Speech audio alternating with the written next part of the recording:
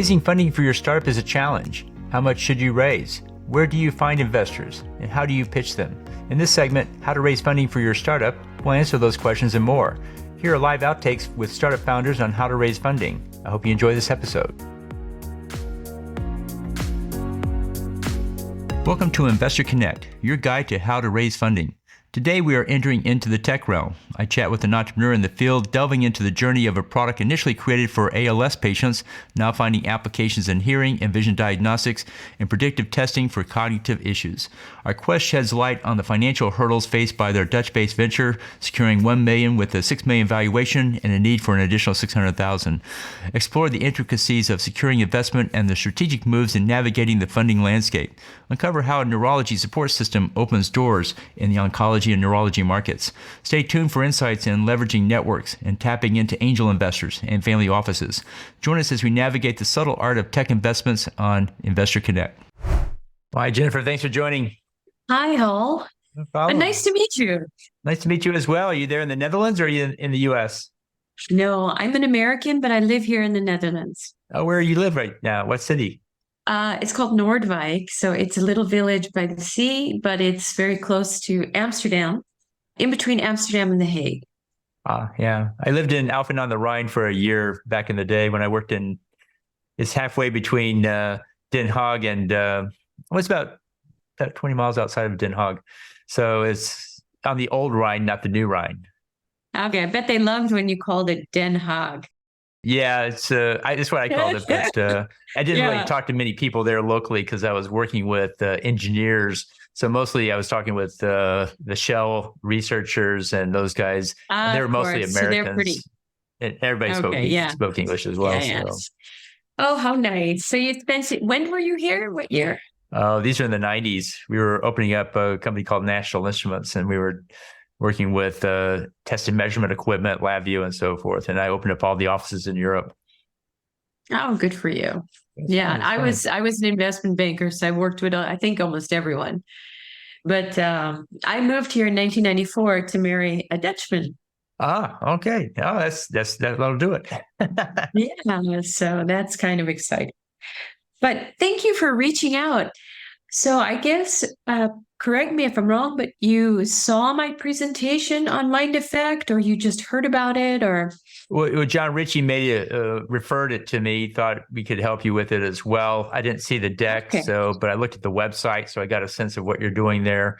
We do work with a lot of companies in this space where they're doing something in the life science healthcare space, and we do a lot of finding investors for those deals, and both angel investors, angel groups, VC funds, and family offices. In today's market, it's mostly angels and family offices that are investing. Yeah, the VCs have gone underground. They got cut in half, and now they're hiding until the winter blows over. So anyway, everything's down in a huge way. It was fun there for a while, but it had to end at some point. But like I say, angels, they're still investing like they always did. They may be a little more careful today than they were during the pandemic. Yeah. Well, thanks for reaching out. I'm not quite sure what you'd love to do here or what you'd like to do, but I'm happy to walk through the deck briefly or just have a chat, whatever's easiest for you. Yeah, if you can just give me a high-level overview of where you are with it and what you would like to do, what stage you're at. Are you on an FDA path? If so, which one? It'd be interesting to see where you are at that stage. And then what's your strategy for your fundraise? What are you trying to do there? Sure. So what we're building is diagnostic testing. We have a system that allows us to interpret brain response to stimuli. So I think you have an engineering background, it sounds like. So just imagine that, your brain is your supercomputer. So everything that's coming into the brain is creating an electrical impulse in the brain. So what's really cool is if you can harness that, if you can read the electrical impulse, then you know what the brain should be seeing or is seeing, or compare it to what the brain is seeing. So what we've done is we use brain-computer interface, which was developed at one of the leading universities here in the AI department. And it has a special technique that allows us to read brain response to stimuli about 20 times faster than anybody else. So that's pretty cool. but your brains are very noisy.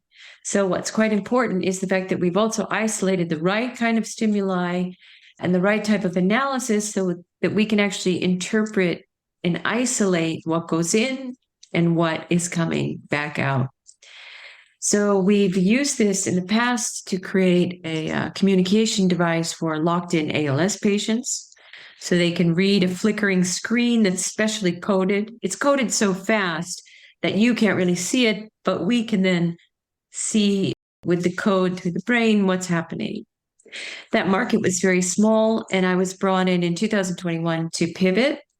And one of the really exciting uses is hearing and vision diagnostics. So we put in a coded sort of pulse into your ear or your eye. And because it's coded, it uses mobile technology. So we don't have to wait for the brain to then calm down basically the 4 seconds required before we put in the next pulse. We can do it one pulse every 200 milliseconds. Wow. Yeah, so it's really cool. More speed, as you know, means, more data. More data to crunch means you can do your test faster and you can do it more accurately. So we can do sort of a space age hearing test and vision test, but the focus right now is hearing within 10 minutes. So on your head, you have a great looking head, by the way. We always look at people's heads now because we're always looking for test subjects. But we put on a very simple band. I'll show you the video if you'd like. And within 10 minutes, you just watch a video, you say nothing, you do nothing. And we pipe in stimuli super fast, and we can read at the end exactly how well you could hear, as if you pushed a button 100 times. So while it's super cool for you or me, medically it wouldn't be so necessary. But just imagine the people who we really want to test, which is babies and infants or children who actually can't push the button very well. Also severely disabled people, or especially, and I've just wrote an entire deck on this for someone who's focused on dementia, the elderly. Mm-hmm. So they are waiting. Well, there's between 7 and 9 years too long with a hearing impairment before it is being treated. And that's leading to all sorts of unnecessary health issues. And one of the biggest, I don't know how, two of the largest are, it's been proven now to cause early onset of dementia by Johns Hopkins. And it also has been proven to decrease your mobility, i.e., when your hearing is off, you reduce your mobility for many reasons. One is you fall over more easily, but because it becomes that much harder, you as a person start becoming much less mobile. And this is not going to kill you, but it will make your last 20 years potentially pretty miserable and very expensive for the rest of us to pay for. Mm-hmm. So we're really excited about the use case, which is our first targeted market is the hard to test. So little kids, babies, and elderly, disabled. So surprisingly, it's almost more than 1.5 billion people globally, and around 250 million in our target market for Europe and the US. The system has been validated by the leading audiology research laboratory in Europe, Horzentrum at Oldenburg. That's where all the big hearing aid companies go, by the way. And we did have a paid pilot. We still have a paid pilot agreement with the number 3 largest hearing aid manufacturer in the world, GN Risa. So we've got lots of grants, lots of, early pilot revenue. And we've got a couple of very cool prototypes, but our most advanced is what's called the Aurora hearing diagnostic system. We have a great demo set. We're, of course, working on making sexier, better hardware. And we expect to start certification next year and bring it through Class 2 medical device 2A. So it's the lightest of the hard medical certifications. And we hope to come to market, at least here in the Netherlands, by the end of 2025. So to do that, as you know, I'm a banker, but you need to really fund till that big milestone. And that I calculated to be 3 million euro, which is, if I say it to a Dutch person, they start to cry because I don't know if you've recognize this, but Dutch people have a tendency to be pretty tight on funding and money and, all that kind of stuff. I don't know if that's something you picked up here, but it is, when I tell Americans, they're like, oh, yeah, that's a bargain. But the Dutch are like, oh, sometimes they have a That's bit a of lot. a Yeah. sticker shock. Yeah. But of that 3 million, the idea was 1.65 million in equity, 1.35 million in a Dutch government innovation loan. As of today, I have a syndicate of 1.06 million committed. I have a full data room. I have a due diligence memo from one of my investors, third-party due diligence coming out hopefully tomorrow or Monday. Huge financial models, lots of business plans, decks, you name it, I've got it. And I'm looking for around 600,000 more. Okay. Is it a Dutch company or Dutch entity or a U.S. entity? Dutch entity. It's a single tier Dutch BV. How's that compared to the Delaware C Corp model? I don't know, but Okay. I can ask. My husband's like a Dutch tax lawyer, so I'm sure he knows. But I'll put it on my list. I imagine there are. I can get back to you, but I'm sure he knows. Right. I know an investment banker marries a tax lawyer. You can imagine our dinner That's really conversation. fun. Yeah, Cool. we're a real riot at a dinner party. Okay. Well, what valuation was that 1 million on so far? The 1 million was done at a 6 million valuation. Euro? However, yes, everything Okay. I'm talking about is euros. Sorry, but it's almost dollars, It is very right? close I don't know. today. Yeah. Yeah. I don't know where we are. I haven't checked it lately, but I suspect that I have a what's it called? A come to Jesus moment with my investors, and I suspect that will be lowered to 5 million. Okay. All right. Our last funding round was done in 2021 at a valuation of 4 million post money. And since then, I've signed and received or billed 600,000 of revenue to bring these pilots forward, as well as I've received 850,000 in grants. So I felt that the increase was justified. Plus, we have a great team that I've built.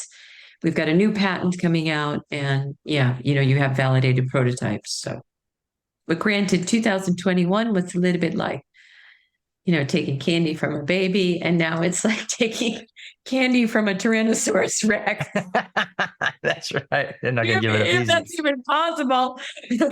So I think this is a brilliant product. It's hugely required.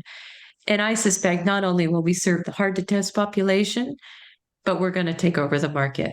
Because I don't know if you've had a hearing test lately, but if you went in for a hearing test and had to push a button 100 times, Right. you would feel like, seriously, this is the best we can do. Mm-hmm. So I suspect that the use case actually will grow significantly. In addition, this technology works for vision. And also we've got some other potential uses where it can be used for cognitive load monitoring, but those are very early stage. So product is hearing, and all my models are done on the hearing test. Are you accessing the U.S. market yet to sell or no? No, you can't sell till you have your certification. Oh, what path are you on for this? Class 2A. Class 2A? Okay. MDR 2A. When do you plan to reach that? End 2025. So I have a very good partner that can help me on the European side, where they'll actually take my certification and put it on their books. So to the notified bodies here in Europe, it looks like they're getting the certification. And as a result, they have their meetings already scheduled twice a year with them. So it helps with all the delays here in Europe that we've had. I don't know if you've heard about some of that, but it's called an MDR fast track. Oh, okay. So yeah, you're really going after the European market. You're not going to anything after the U.S. market at this point. You're not doing absolutely. No, we'll absolutely go to the United States. There's no question. I've already been in touch with Paul Orland. So he's vice chairman of the Hearing Health Foundation in the U.S. He was so excited. He sent me the magazine right away. And it had one of the articles was, "It's okay to cry during a hearing test." Because people actually with a hearing problem, I mean, you and I aren't sensitive to it, but it's a really emotionally hard moment for people because Sure. you're failing no matter how hard you try. So I will definitely do it, but I could, look, we're a small company, so I need money to grow in order to be able to hire the people to start researching into the market to find the best entrants and things like that. Right. But we do have an excellent investor who I would be happy to introduce you to if we have a relationship. Their name is NLC, and they are the leading health tech venture builder here in Europe, and they're based in the Netherlands. LC. Okay. No, it So sounds interesting. NLC.health. Yeah, they have around 100 ventures. Oh, wow. That's great. This is the Dutch market, but they're the big boys. There you And go. they're great networkers. So all I have to say is, okay, I'm ready to go for the States. Who do you have for me? So there's these stables of people that I can open the doors on once I'm ready to actually move forward. But right now, we're really focused on getting this round done, starting the certification, getting my team all settled to do finalize the R&D, get our hardware guys up and running, certification, and then, of course, the fun stuff, which is all the business development, marketing, all that kind of work. But that will come after the round. Okay. Well, so how much do you know about what we do? I know very little other than your emails. And then, of course, I looked you guys up, but I was interested because it didn't look like I had to pay you ever, which is at least how it's written. So, but I'm sure I missed something there. Yeah. So, we work very well with many of the companies that come from US Angels. If you do well there, you'll do well with us. We also do well with the Keiretsu companies. And at heart, what we're doing is investor relations and introductions. We're helping you find more investors for your deal.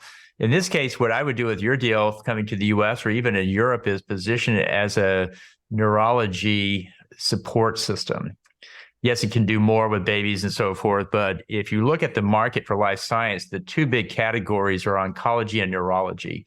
If I just mention those two, I don't have to make the claim there's money there. If I mention anything else, maybe not cardiology, but anything else, I have to go prove there is a market and people will pay for it. Yeah, that's like this proving something that doesn't, that's very hard. Well, most people are trying to get to either clinical one or FDA approval, and then they're selling the business.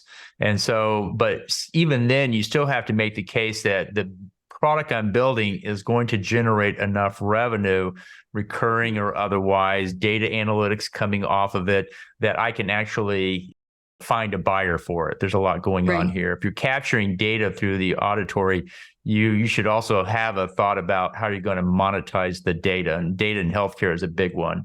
I'm not talking about the patient's name. I'm talking about it's a baby and it's got this temperature and it's got this and it's got these hearing characteristics. And over time, this therapy did this to it or had this impact on it. People will pay money for that type of causal data, so to speak. And so anybody that's doing anything, we had a middle ear device that was just funded through Keiretsu, and a third of their revenue was going to come from data monetization. And they were paying everybody. The hospital gets paid back for what they're doing because at heart, the money is going through their hands. And then they had other avenues for monetizing the data in online healthcare markets. So data monetization really needs to be on a roadmap slide in your deck. You don't have it today, but you will have the vision of how that's going to work and be a part of that world, especially in this health 3.0 world where everything is data driven off of the devices. You really need to be knowing how your data can be used by others and how they'll pay you for that. But like I say, going back to neurology, it's an easy case to make that there's money in neurology and there's people that will pay for our kind of services. There's reimbursement already in place. There's also Medicare in place. All these systems are ready to fund this when we get there. And that's the message investors want to hear. They want to know that I'm building something that is going to get dollars from not only the granting agencies, but also from the patient. And there are enough dollars to make it worth their while. So every other case, we have to, I have an orphan drug. We'll have to go prove that somebody would pay money for that. And that in some cases is hard because we don't know who that is. And then you have a visionary statement of who's going to buy the company 5-7 years down the road because you're at 20, 30, 40, 50, $100 million of revenue. And that's the thing that they would go. And it's half the time they're buying the data, not the actual product, but the product gives them the data. So they take that with them as well. So something to think about on that front. But back to what TIN does is we're basically running investor relation campaigns, and we're taking your pitch deck out to our network. We have some European investors. It's not a huge pool, but we do have some that we would go to. But in the US, we have 20,000. Angels, VCs, family offices, about a third each is what we have. And what we will put out to the entire list to see who expresses interest. Put a neurology component, you'll get a lot more than if you put auditory on it or both. And then we take those people and we start to try to invite them to our online events. Well, I've worked at National Instruments with technology, and I can tell you when I did auditory stuff, it was just the dollars just weren't as big as when it was in RF or the other applications because those markets are so much bigger. So we want to attach to the growth story or the big market if we can. And it sounds like you have paths to do that. But we're pitching online just like you did with US Angels. You'll log on, pitch. We do have in-person events and hybrid events in the US to go to as well. But we're in Austin, Texas. So we're 7 hours behind you there. And so you have to think about pitching at 9:00 at night because our events are in the afternoon, but maybe you're used to that by now. But the idea is after we do those pitches, we go through and we start working through our angel networks. We have some angel networks in Europe that might be of interest in this and they want to be a part of it. And then we go through syndicate funds and others. And then finally, we start lining up in-person events wherever they are, US or Europe, where there's interest, where people want to know more about this, but they're in Paris or in London, whatever, and we need to go and spend time with them to close the deal because they want to put a big chunk of money in. If it's a small $25,000, $50,000, usually that gets closed over Zoom calls in most cases because they just invest in the technology or the team and they're just putting something down and off they go. So if you have what was the structure of that term sheet? Is that a price round or is that a convertible note or something like that? It's preferred shares. Okay. So it's straight equity. So you already have a lead investor. It's already priced, so that's easily done. The terms are there. You see the diligence that the lead investor put in. And so what we need to kick off is a pitch deck, but later we'll look for the term sheet and the data room that people can access when they get to that stage. We don't share with anybody, just anybody, but for those who are ready, we want to make ourselves look like we're well put together. We do have a fee. It's $3,000 a month for a 3-month commitment, $9,000. Then it goes month to month thereafter. Most people coming to us are just like this. They're halfway through the raise, but they need more investors. And if you have access to other investors, then by all means go to them. But if you run out of investors, that's when people come to us. I've just ran out of network. I need more. That's how we got into it. We started back in 2009 under the name Texas Entrepreneurs Network because I had started 3 angel networks here and have found the challenge that people had with it, and then started getting calls from outside the state wanting access to my network.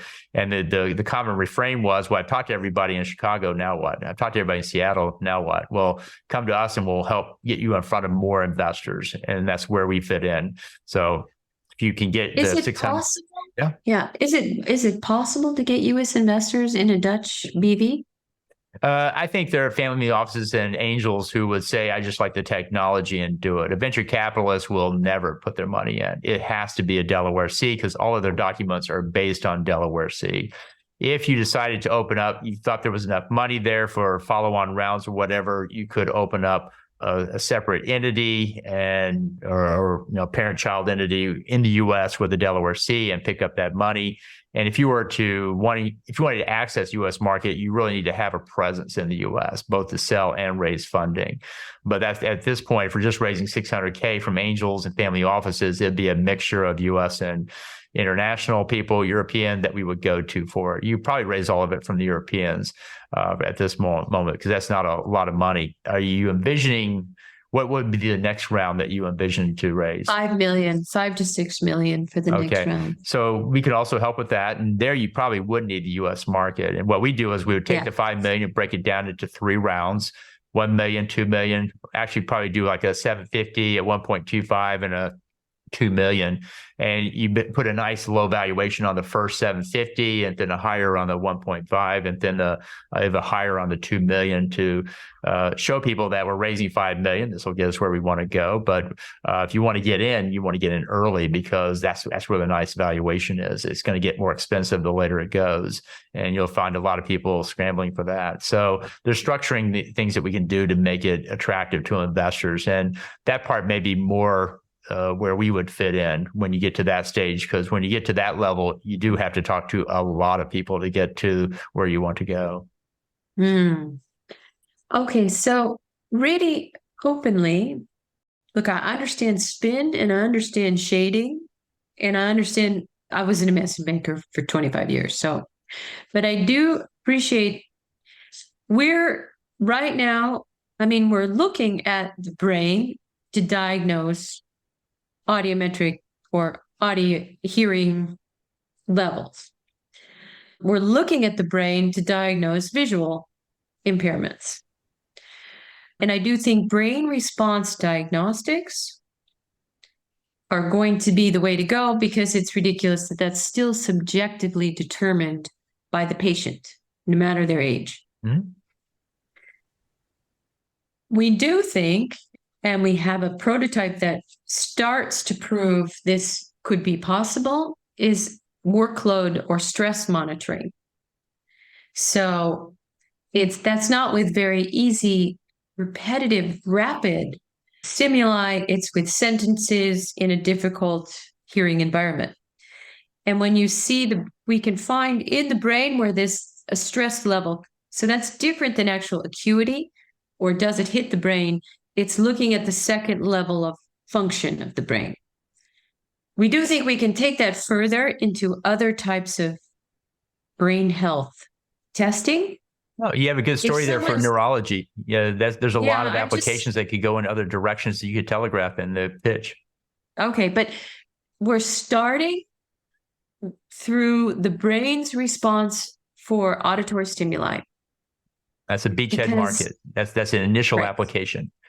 Right. And but I don't want you to take us on and have me bullshit you so that you take me on. I spend $9,000 and you weren't able to deliver because I wasn't completely upfront and we didn't align our stories. Right. No, I understand. Dead truth. Yeah. I don't know how to say it any other. We are using the brain. Yeah. We start with where you are, and then when we see the response from investors, we need to take our game to the next level. We figure out what that is. We work our way up. We don't jump up to the top. We just start figuring out what we need to do to get investors interested and excited about the deal. And it is a tough market right now. You have to have a real game-changing technology. Sounds like you do. I'd play up the technology platform in a bigger way. No bullshit. It's like beyond what anybody has imagined possible. Yeah, no, it's cool. It's cool stuff. But that's really cool. But then it creates like, how is this possible? But no one's ever written about it. Yeah, because they can't imagine it would ever be this possible. No, I've seen quite a few brainwave applications out there. But nothing in hearing.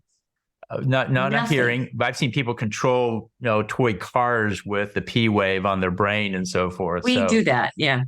Yeah, that's easy stuff. That's high school stuff. That's like, the Mindstorm robots that you bought one of your kids when they were finished with Legos. Yeah, we can do that with our system. Cool. But the application is to use that for example, we had a military company who wanted us to use it for drone control, which was nuked by our investors at the time. But the brain is so noisy that to use it in a live ammunition environment, I think you'd have to be insane. So, You know what I'm saying? So there's a lot of hype. And this, quite honestly, is one of the coolest uses in the largest commercial market for brain-computer interface that anyone has seen. But because we're over that hype curve, a lot of people perhaps thought that this would be bigger than it, in 2015. Mm-hmm. Since that's happened, we've really refined our system, but it always has been one of the best brain-computer interface systems globally. I think there's a guy on my LinkedIn who said, from Microsoft, who said that. I think you can even see it. Cool. Cool. Yeah, that's kind of cool. But anyway, So that's So that's us. Well, What yeah, what I has, can do is send you more detail and you can look at it and think about it. And we should talk more before we sign up. But just to give you a bigger picture of what we do, talk to your team. Like I say, I think we would probably be a better fit for your $5 million raise than your 600. So we can, keep dialoguing till we get to that stage and decide then to work together. You pitched to the U.S. Angels, so you probably got some feedback, and what feedback you're getting from them is probably what you would get from our investors as well. They're US based and so forth. I got 8 interested, but no one has come back with, I've sent the decks out and there's been no response since. Well, like I say, one thing I found is online is easy to open the dialogue, but in person is where you end up closing. And so that's the thing we built into our program is 3 months. First month, we're generating the list. Second month, we're pitching. Third month, we're closing.